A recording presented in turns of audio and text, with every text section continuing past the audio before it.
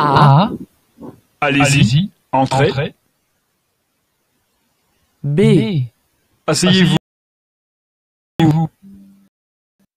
C. Fermez la porte, s'il vous plaît. D. A. À bientôt. Au plaisir de vous revoir. B. Le programme est affiché sur la porte.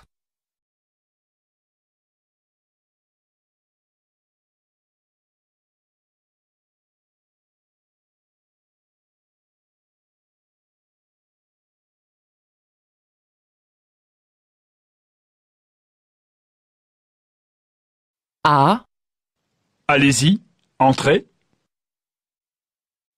B. Asseyez-vous, je vous en prie. C. Fermez la porte, s'il vous plaît. D. Merci pour ce café.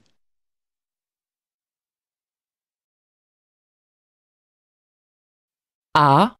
À bientôt. Au plaisir de vous revoir. B. Le programme est affiché sur la porte. C. Voici la salle pour prendre le petit déjeuner. D. Vous pouvez laisser vos bagages là. Comment allez-vous à votre travail? A. À l'heure. B. À Paris. C. À pied. D. À 8 heures. Je ne sais pas utiliser la photocopieuse. Tu peux m'aider? A. Attends, je vais y aller. B. Laisse, je vais la réparer.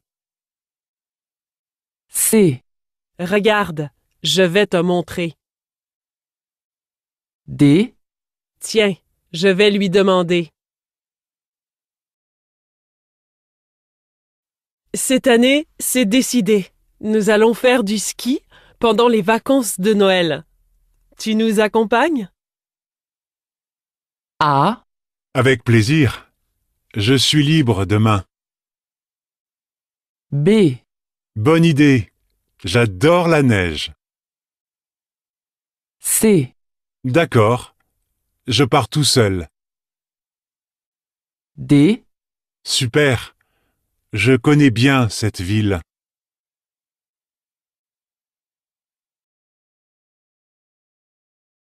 Salut Sylvie, ça va? T'as l'air fatiguée. Quand est-ce que tu pars en vacances? A. J'ai mon vol mardi prochain. B.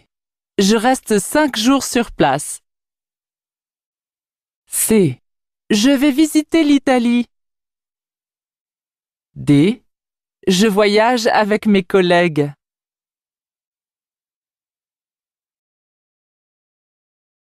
Qui a écrit ce roman policier? A. C'est un jeune auteur. B. Il est en solde aujourd'hui. C. Je le trouve intéressant. D. Ma sœur me l'a offert. Pour le souper de ce soir avec tes parents, qu'est-ce que tu penses d'un poulet aux champignons? A. Ce sera parfait avec du riz. B. Ils sont contents de venir. C. Je m'occupe du dessert.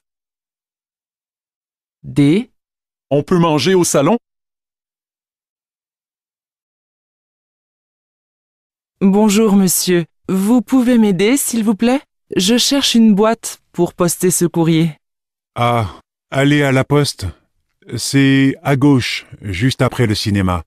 Ou alors, il y en a une de l'autre côté, près du métro, en face de la pharmacie. Ah, parfait, merci. Que veut faire cette femme? Salut Laura. Tu fais une drôle de tête. Tu ne te sens pas bien? Non, je pense que je n'ai pas réussi mon examen d'histoire. Je n'ai pas pu réviser. Samedi, je suis allée au cinéma et dimanche, j'ai joué au tennis. Tu pouvais travailler le soir? Mais j'étais beaucoup trop fatiguée. De quoi Laura a-t-elle peur?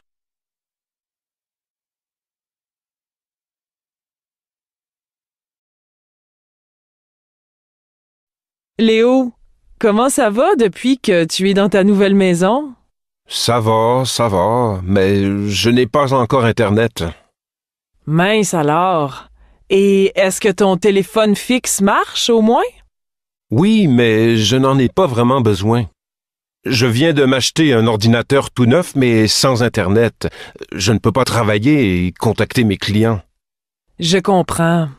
Tu as vu quelqu'un pour arranger ça? Qu'est-ce qui est difficile pour Léo? Ça te dirait d'aller voir Liberté ce soir? La séance est à 20h. D'accord, mais pas à 20h. C'est l'heure où je quitte le travail.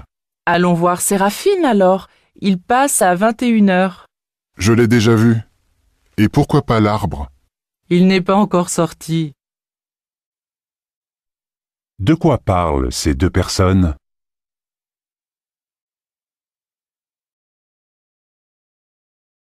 Allô, bonjour, monsieur Didier à l'appareil. Je téléphone au sujet de la livraison des articles dont la référence est 433JS. S'il n'est pas trop tard, j'aimerais ajouter 2 ordinateurs supplémentaires. Il n'y a aucun problème, ce sera fait. Pourquoi monsieur Didier appelle-t-il?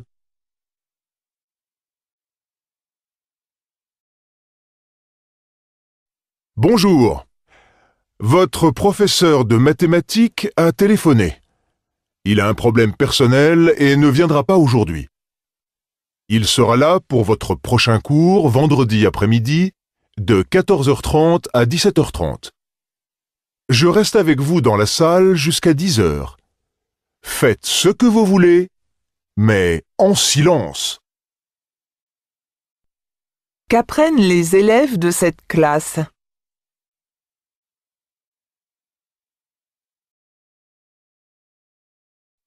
Bonjour Anne-Marie.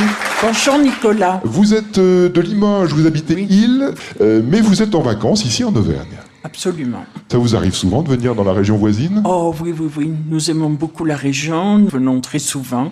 Que faites-vous? Vous louez un gîte? Vous allez chez l'habitant? Oui, on à loue un l'hôtel? gîte, oui. Gîte rural? Oui, c'est très intéressant parce on connaît des gens comme ça qui nous aident à découvrir des choses qu'on ne connaîtrait pas autrement. Pourquoi Anne-Marie se trouve-t-elle en Auvergne? Je m'appelle Pascal. Ça fait 4 ans que je travaille dans une école maternelle. Je suis chargée d'aider les enseignants dans la classe. Alors, le plus dans le métier pour moi, c'est les relations avec les enseignants et les enfants. Ça, on a vraiment beaucoup de chance à ce niveau-là. Surtout avec les enfants. Les côtés négatifs du métier, je dirais peut-être les journées un peu longues dans le bruit, parce que les enfants sont quand même en général bruyants. Qu'apprécie Pascal dans son métier? Allô? Pourrais-je parler au directeur des ressources humaines? Le directeur est actuellement en réunion, mais je peux lui transmettre un message.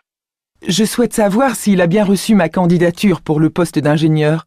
Je lui ai envoyé mon CV et ma lettre de motivation il y a 2 semaines et je n'ai pas reçu de réponse. Donnez-moi votre nom, s'il vous plaît, et je lui dirai de vous recontacter. Quel est l'objet de cet appel? Est-ce que tu achètes des vêtements sur Internet? Oui, souvent. Les prix sont vraiment intéressants. Moi, j'ai eu une mauvaise expérience l'autre jour. J'ai commandé un pantalon, mais ils ont fait une erreur.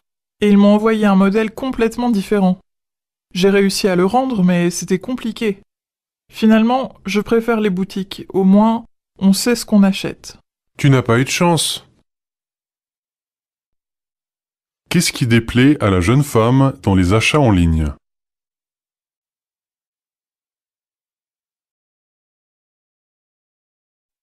Oh, j'ai commencé dans l'entreprise. Cela fait quand même 30 ans, à l'époque où on ne s'embarrassait pas avec le recrutement. Je me souviens, dès le soir où j'ai fini ma formation, mon patron de stage m'a proposé de rester. Et pour mes copains de formation, pareil. Ah, c'est sûr, on n'embauche plus si facilement. Maintenant, je suis un ancien. Je dois recruter les jeunes qui arrivent, et je trouve ça incroyable. Ils accumulent les diplômes, on fait plein de stages, sont 50 à postuler. Cela ne doit pas être drôle. Que constate cet employé?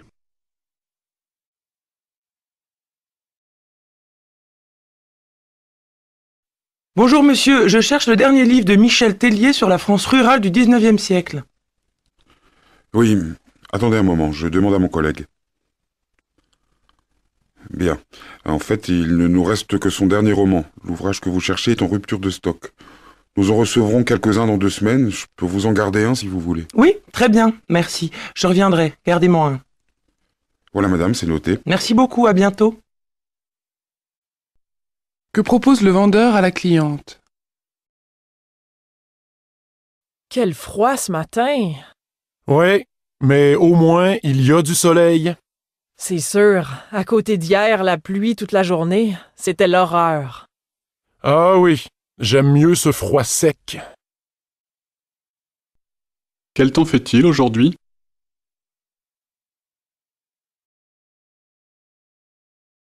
Sylvie, qu'est-ce qui vous plaît plus particulièrement dans votre travail? En tant que responsable multimédia, je suis également conceptrice de formation en ligne, formatrice de formateurs et enseignante de français langue étrangère. C'est ce dernier point qui m'attire. Un de mes centres d'intérêt en français langue étrangère concerne le développement d'une politique linguistique en faveur du français comme langue de communication, et pas seulement comme symbole d'une certaine culture et du pays des droits de l'homme ou comme langue de l'amour.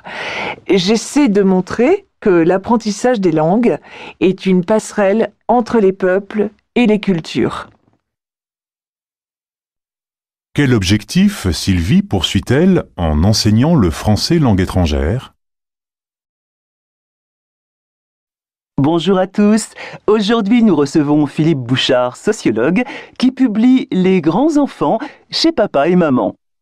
Bonjour Philippe Bouchard. Dans votre livre, vous dites que les jeunes filles partent plus vite de chez elles que les garçons. Comment l'expliquez-vous? Elles sont plus précoces que les garçons, elles sont plus mûres et entrent plus vite dans les conflits avec leurs parents. Et qu'est-ce qui provoque ces conflits? Ils sont de toute nature, de l'habillement à l'argent de poche, en passant par le programme télé. Elles ont plus de disputes avec leurs parents au sujet de leurs petites amies, et elles sont donc plus pressées de partir de la maison, de devenir plus indépendantes. Pourquoi les filles partent-elles de la maison plutôt que les garçons? Bonjour monsieur, puis-je vous renseigner? Bonjour, je souhaiterais visiter le sud de la France avec mon épouse. Eh bien, nous pouvons vous proposer un séjour sur la Côte d'Azur. Vous pourriez acheter un forfait qui comprend le transport aller et retour, ainsi que les nuits d'hôtel et les trajets de bus entre les villes. Voici la brochure du séjour. Je vais en parler à ma femme et je reviendrai demain. Merci. Quelle est l'intention de cette personne?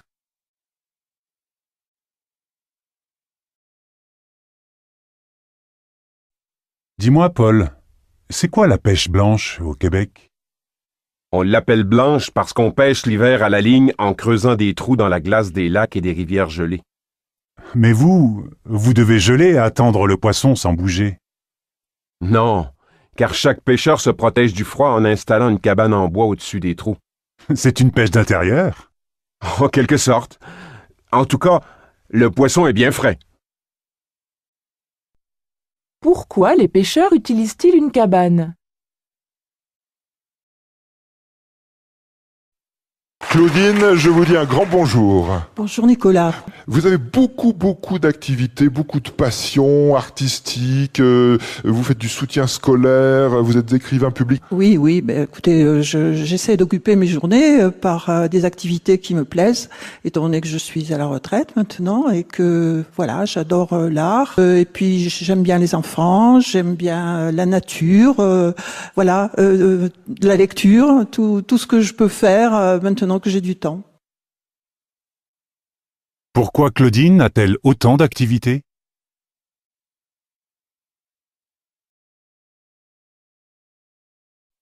Ah, c'était bien, hein? Quel acteur, ce type! Il joue comme un dieu, non? T'exagères un peu, mais oui, c'est surtout le scénario qui était original pour une fois. Ouais, ça change un peu. Il y a que la musique, un rien mélo qui m'a ennuyé. C'est vrai, moi aussi. Mais les dialogues, t'as remarqué comme ils sonnaient juste, eux? Ça faisait l'équilibre. C'est quand même important, la bande sonore dans un film. Ouais, t'as raison. Ils auraient pu la soigner davantage. Qu'est-ce que les deux amis n'ont pas beaucoup apprécié dans le film? Pouvez-vous me parler de votre expérience aux États-Unis? Est-ce que ça vous a plu? Oui, beaucoup. Je suis restée là-bas 1 an. J'étais l'assistante d'une institutrice dans une école maternelle. C'était votre premier long séjour à l'étranger? Aussi long, oui, mais je suis déjà partie plusieurs fois en Grande-Bretagne pendant les mois d'été. Nous avons de la famille à Londres. Vous n'avez donc pas de difficulté pour communiquer en anglais? Non, je suis parfaitement bilingue. Qu'apprend-on sur cette jeune femme? La vieille dame de fer dans tous ses états, ou comment les jeunes sans complexe se sont mesurés à cette forme unique qu'est la Tour Eiffel.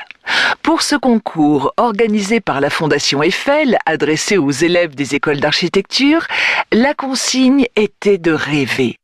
Concevoir un édifice de très grande hauteur sur le Champ de Mars à Paris, à distance, accolé ou à la place de la Tour Eiffel.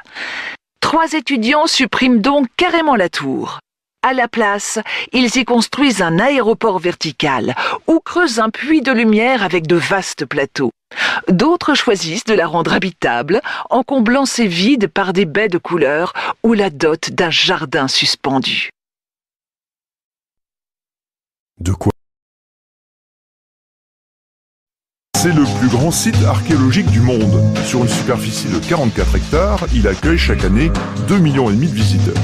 C'est sa chance, mais c'est aussi son malheur, car Pompéi, à une vingtaine de kilomètres de Naples, est en péril. L'Italie, qui se présente comme l'héritière du plus grand patrimoine de l'humanité, a bien tenté d'en prendre soin, mais ces dernières années, des effondrements à répétition nous montrent que l'on a franchi la frontière de l'urgence. C'est l'Europe qui s'émeut de l'état de quasi-abandon dans lequel se retrouve le site. Tout concourt à un laisser-aller dramatique, sans oublier l'inconscience des visiteurs qui se conduisent souvent dans ces ruines millénaires comme dans un vulgaire parc d'attractions. Qu'apprend-on sur le site historique de Pompéi?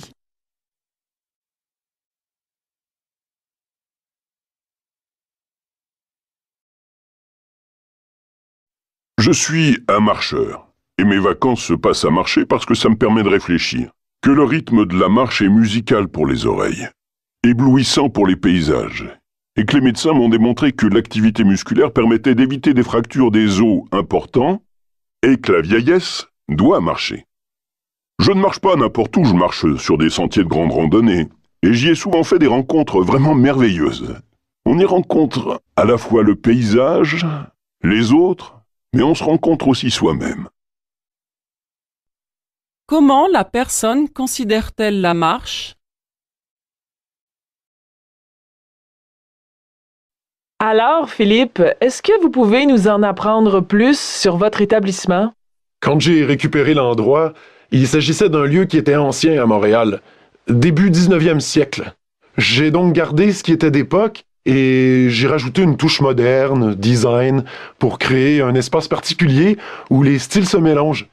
Comme je suis un passionné de meubles design, j'ai acheté des pièces qui me plaisent et en plus d'y manger, on peut... Que vous pouvez nous en apprendre plus sur votre établissement? Quand j'ai récupéré l'endroit, il s'agissait d'un lieu qui était ancien à Montréal, début 19e siècle. J'ai donc gardé ce qui était d'époque et j'ai rajouté une touche moderne, design, pour créer un espace particulier où les styles se mélangent.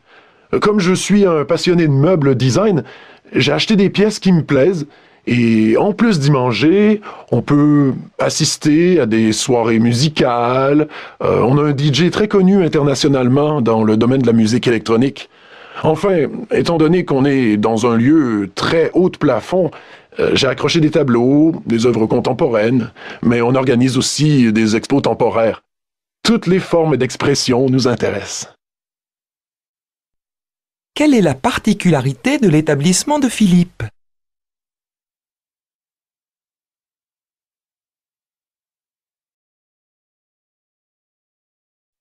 Le biomimétisme, c'est en fait s'inspirer du vivant, de la nature pour concevoir de nouvelles technologies, pour innover. Le monde du vivant a de nombreuses choses à nous apprendre. Imiter la nature, car c'est la plus durable, la plus économique et la plus rationnelle, mais jusqu'à quel point? Gauthier Chapelle, bonjour. Bonjour. Vous êtes biologiste. Vous avez créé la société Biomime Green Loop. Alors, on peut dire que depuis le début, il y a près de 4 milliards d'années, la Terre nous offre vraiment cette opportunité? Mais oui, disons que par définition, la vie s'est maintenue effectivement depuis 3,8 milliards d'années. On est actuellement entouré d'au moins 8 millions d'espèces qui ont toutes les leçons à nous donner pour pérenniser notre présence sur Terre. En quoi consiste le concept présenté par la société Biomime Green Loop?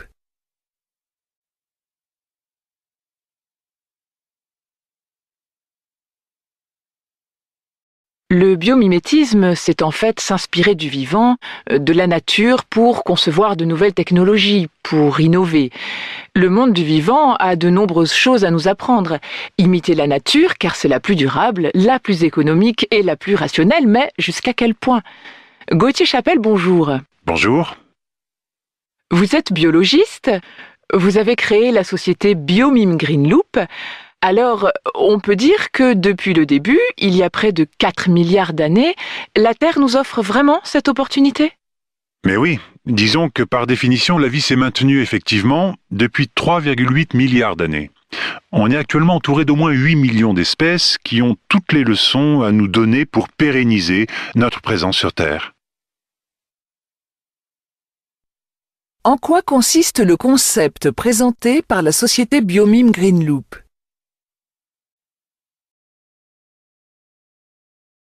Les plus de 60 ans, ils sont près d'1 milliard sur la planète, 15 millions en France, et ce nombre a vocation à grossir. Aujourd'hui, les seniors, c'est 23% de la population française. Bientôt, ce sera 30%. Des seniors qui voyagent, qui consomment, qui s'équipent, des seniors dont la santé vacille aussi et qui entrent dans la dépendance. Un marché juteux pour les entreprises et un formidable gisement de croissance et d'emploi qui n'a pas échappé à Michèle Delaunay, la ministre déléguée aux personnes âgées. Dans le secteur de l'aide à domicile, on considère qu'il faut 220 000 emplois de plus d'ici 2020. Incroyable. Aucun autre ministère ne peut proposer autant de champs de croissance. Dans ce reportage, qu'apprend-on sur les seniors ?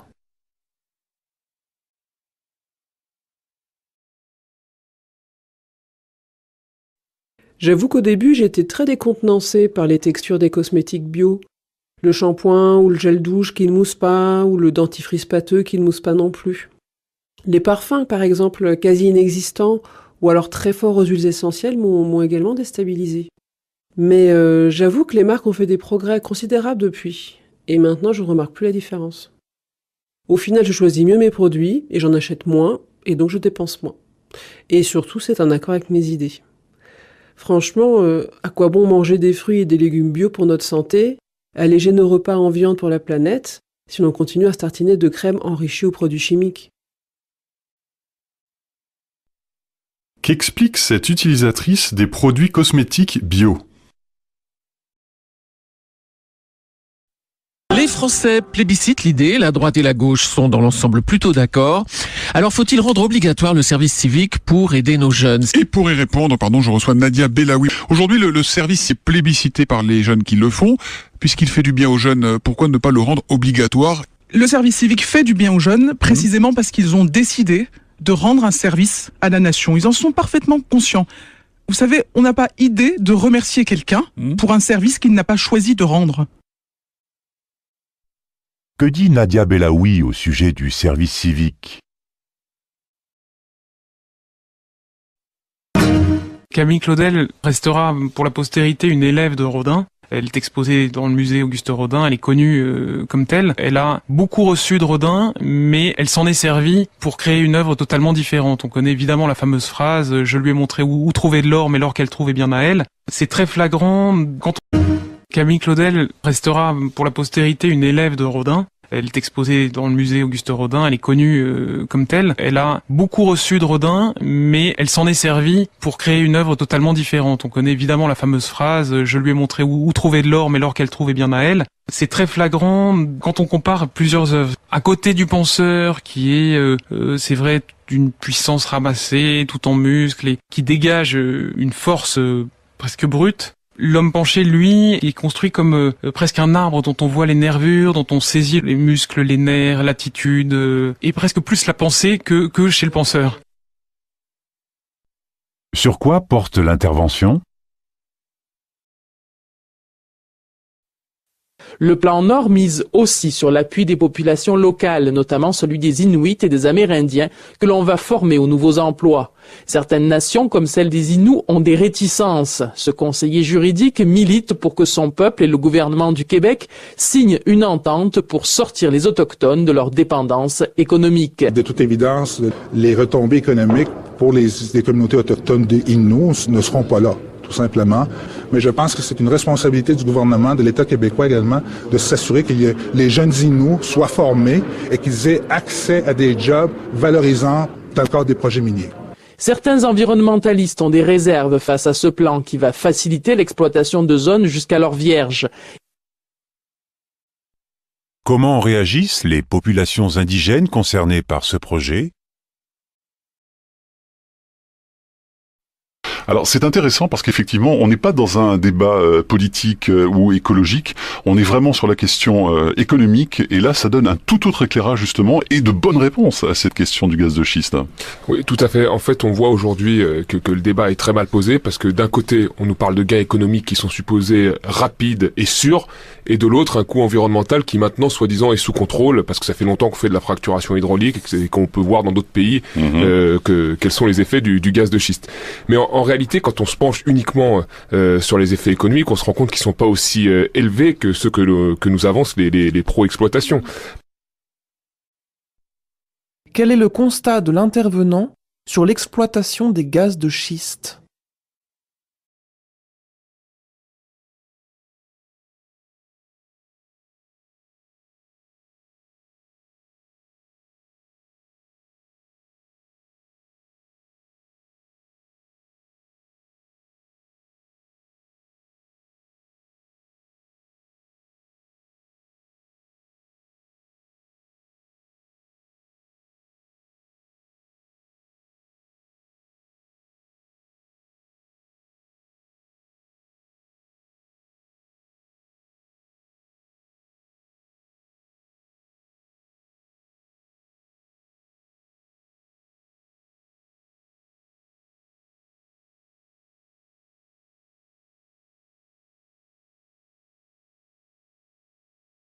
Le biomimétisme, c'est en fait s'inspirer du vivant, de la nature pour concevoir de nouvelles technologies, pour innover.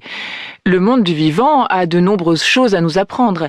Imiter la nature, car c'est la plus durable, la plus économique et la plus rationnelle, mais jusqu'à quel point? Gauthier Chapelle, bonjour. Bonjour. Vous êtes biologiste, vous avez créé la société Biomime Green Loop.